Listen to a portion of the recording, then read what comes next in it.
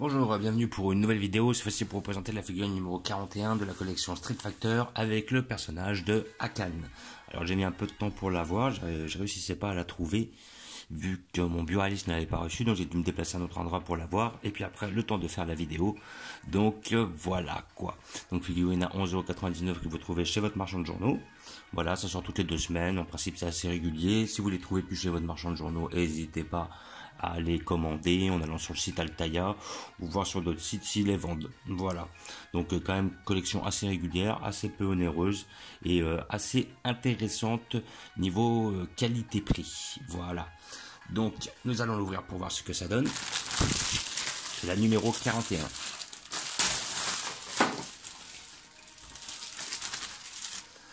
Comme d'habitude avec cet achat, vous avez le petit fascicule de Hakan. Alors Hakan, bon, je ne connais pas ce perso. Vu le design, je pense qu'on doit peut-être avoir affaire à un lutteur turc ou quelque chose dans le genre. Hakan, ça me paraît turc. Et voilà, après on a un petit peu le style du lutteur. Voilà. Donc, champion de Luc, Hakan est le...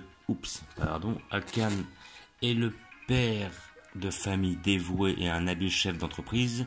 C'est aussi un grand défenseur de sa passion, le sport national de son pays, la lutte turque. Voilà, bah, j'ai tapé dans le mille. Bon, Hakan, généralement, ça résonne un peu plus turc. Champion de cette discipline, il veut la faire connaître dans le monde. La meilleure discipline qui ait jamais existé, la lutte turque, chacun le sait. Voilà. Donc, ils nous disent quoi encore sur ce personnage? Est-il... alors, le choc des titans, lorsqu'Hakan arrive en Inde, il finit par croiser la route d'Edmond Honda, un vieil ami qu'il n'avait pas revu depuis longtemps. Honda veut participer au tournoi World Warrior pour la même raison que Hakan, faire découvrir le sumo et prouver que cette discipline est capable de s'imposer face à n'importe quelle autre école, y compris la lutte turque. Donc voilà, c'est l'air d'être on va dire l'un des plus grands ennemis de Honda. Donc ça doit faire des beaux combats au corps à corps là, parce que je pense qu'on doit avoir un personnage qui est assez proche de Zangief. Voilà. Donc date de naissance le 13 novembre, lieu d'origine la Turquie, 1m90 pour 110 kg. Première apparition dans Super Street Fighter 4, donc c'est un personnage qui est quand même assez récent. Là on voit sa première apparition, dans l'aspect de Hakan ne passe pas inaperçu, les concepteurs cherchaient une idée originale, on peut dire qu'ils y sont parvenus. Donc première apparition dans Ultra Street Fighter 4. Voilà, le roi de l'huile, Hakan fait ses premiers pas dans Street Fighter 4 en 2010, il est l'une des grandes nouveautés du jeu. Voilà. Hop, donc après on a toujours le petit poster, donc le poster qui est très très proche de la figurine. Voilà, c'est la même pose. Voilà. Donc toujours très beau poster là, avec plein d'enfants et tout. Pas mal. Les posters sont très bien faits en général. Là on a ses principales techniques. Donc on a la puissance de l'huile, le canon glissant, l'impact glissant, la glissade entière. Ouais voilà, je crois que ça doit être un bon adversaire qui pourrait concurrencer le Zangief. Étant donné que Zangief est lui aussi lutteur ou catcheur. Street Fighter Alpha, le film d'animation. Donc là on a quelques images sur le fameux film d'animation Street Fighter que je n'ai pas vu.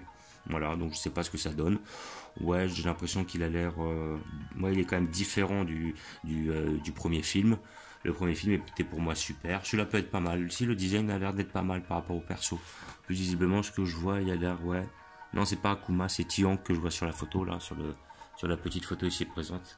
Ça doit être Tian, Ken, tout ça. Voilà. Donc figurine numéro 41. Et nous allons l'ouvrir pour voir ce que ça donne. Voilà.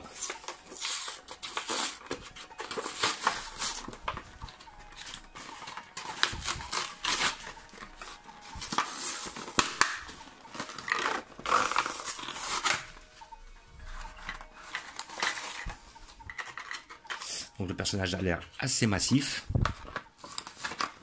Et comparé aux autres figurines, donc là hop, nous voyons un petit peu plus près, il a l'air d'être bien fait, la pose est pas mal comme ça avec les muscles, c'est celle qu'on a sur le poster. Voilà, donc nous allons le voir de plus près, hop, essayer d'avoir un petit visu dessus. Voilà, je vais essayer d'avoir un petit zoom, voilà, on l'a. Donc franchement il est bien réalisé, il est bien fait.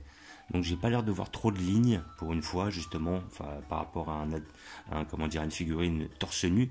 Donc franchement il est pas mal. Un niveau coloris, bon, on a un rouge qui est très prononcé. Je suppose que c'est en rapport avec le jeu vidéo ou l'animé. Le petit pantalon il est bien fait. La petite ceinture, tout ça avec la tête de lion, la petite chaîne et tout. Très grand pied mais bien fait aussi. Là peut-être on a une petite ligne au niveau du corps juste ici là. Mais bon c'est très peu voyant. On n'a pas des grosses démarcations au niveau des épaules, ça c'est bien. Le dos est bien fait. Les bras sont bien faits, la pose est bien. Il y a quand même pas mal de détails. Il y a pas mal de jeux de couleurs, jeux de peinture. C'est-à-dire entre le rouge, le doré et tout, c'est quand même bien réalisé. Je trouve qu'ils sont quand même assez minutieux sur les figurines. C'est quand même, comme je dis d'habitude, un très bon rapport qualité-prix. Elle est pas mal. Après, au niveau visage, ouais, c'est pas exceptionnel.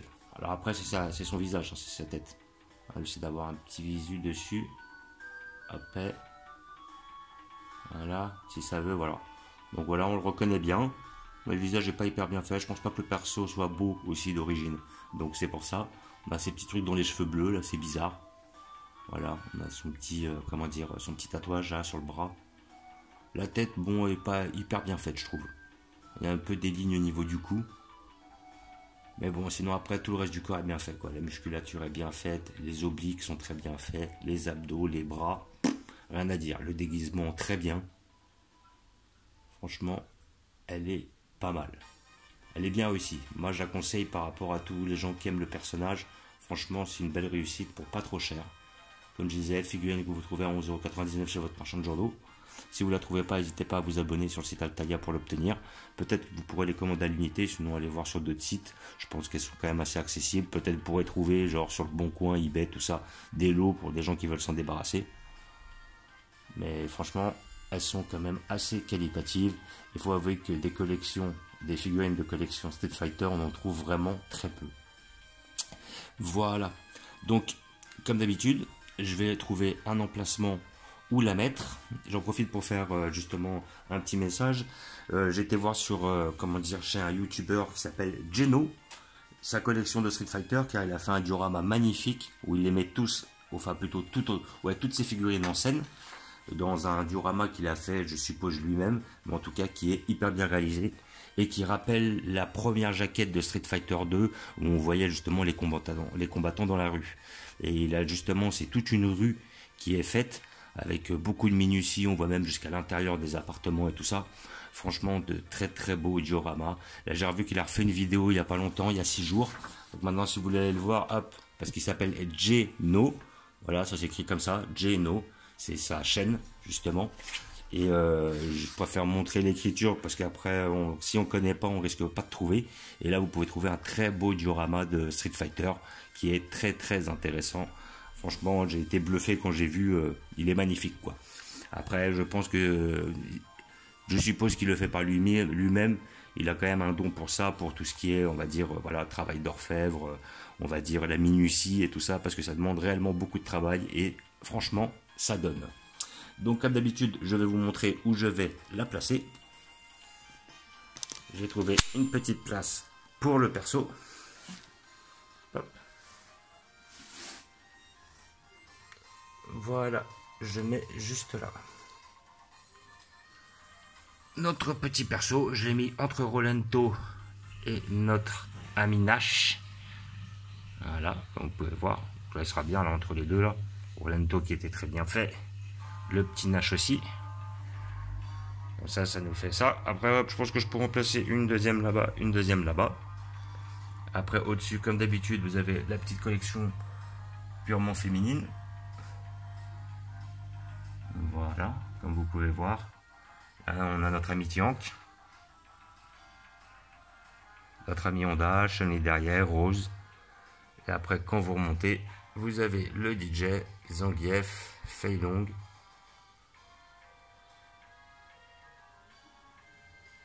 Notre ami Akuma, Ryu, Goken, Bison, la totale. Donc là, j'ai pas trop de lumière, hein. Je fais la vidéo le soir, par mesure de temps, avec un travail qui me prend beaucoup de temps. Donc après, je fais la vidéo dès que je peux. J'ai la figurine depuis 1 ou 2 jours, mais j'ai pas le temps de faire la vidéo, de me poser tranquillement pour pouvoir en parler. Voilà, donc très beau visu, figurine numéro 41, il m'en manque qu'une seule. Bon, je sais qu'il y en a encore 19 prochainement à sortir. Voilà, petite collection très intéressante du Street Fighter, on en a très peu. Puis comme je vous disais, n'hésitez pas à aller voir sur la chaîne de Geno, qui est une très belle chaîne avec un très beau diorama. N'hésitez pas à aller jeter un coup d'œil, parce que franchement, c'est du propre. Voilà, donc petit visu sur notre personnage. qui est très bien réalisé. Donc comme d'habitude, je vous dis à bientôt. N'hésitez pas à vous abonner ou à mettre des pouces. Et je vous dis ciao.